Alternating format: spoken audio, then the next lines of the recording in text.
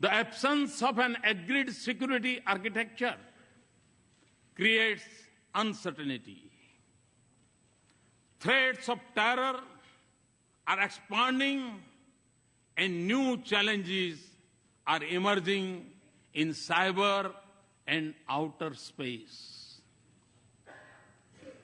And global institutions conceived in 20th century seem unable to cope with new challenges or take on new responsibilities. In this world of multiple transitions and economic opportunities, growing uncertainties and political complexities, existing threats and new challenges, our engagement can make a difference by promoting cooperation, not dominance, connectivity, not isolation, inclusive, not exclusive mechanisms, respect for global commons, and above all, for international rules and norms. India is already assuming her responsibilities in securing the Indian Ocean region. A strong India-US partnership can anchor peace, prosperity, and stability from Asia to Africa and from Indian Ocean to the Pacific.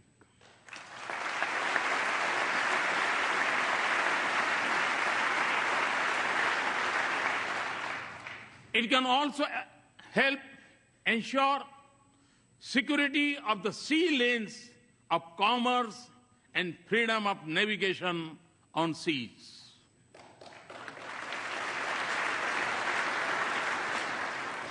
But the effectiveness of our cooperation would increase if international institutions frame with the mindset of the 20th century, where they reflect the realistic of today. Mr. Speaker, before arriving in Washington, D.C., I had visited Herat in western Afghanistan to inaugurate Afghan-India Friendship Dam built with Indian assistance.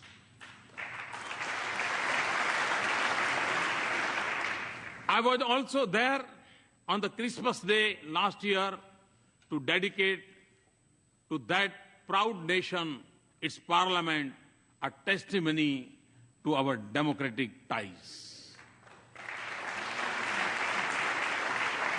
Afghans naturally recognize that the sacrifices of America have helped create a better life.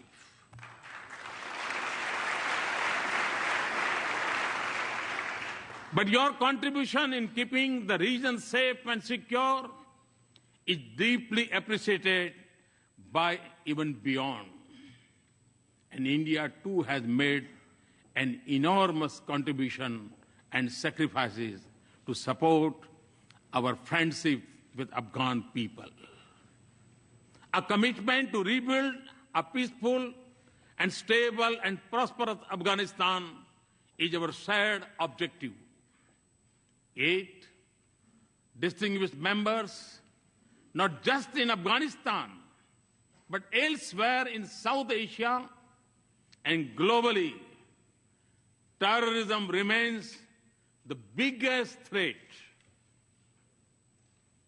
In the territory stretching from west of India's border up to Africa, it may go by different names, from Lashkar-e-Taiba to Taliban to ISIS, but its philosophy is common, of hate, murder, and violence. Although it is a shadow spreading across the world, it is incubated in India's neighborhood. The fight against terrorism has to be fought at many levels. And the traditional tools of military intelligence or diplomacy alone would not be able to win this fight. Mr. Speaker, we have both lost civilians and soldiers in combating terrorism. The need of the hour is for us to deepen our security cooperation and base it on a policy that isolates those who harbor, support, and sponsor terrorists.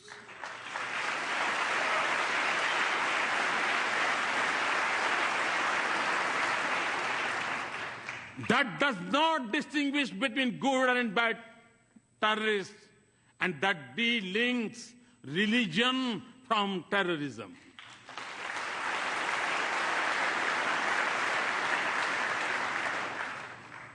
Also, for us to succeed, those who believe in humanity must come together to fight for it as one and speak against this menace in one voice.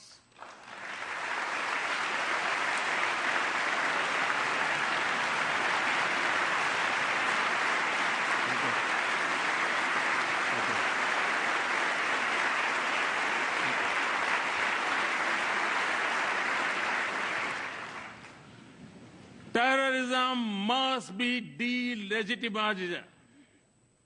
Mr. Speaker, the benefits of our partnership extend not just to the nations and regions that need it most. On our own, and by combating our capacities, we are also responding to other global challenges, including when disaster strikes and where humanitarian relief is needed. From our shore, we have evacuated thousands from Yemen, Americans and Indians and others. Nearer home, we have the first responders during Nepal's earthquake, in the Maldives water crisis, and most recently during landslide in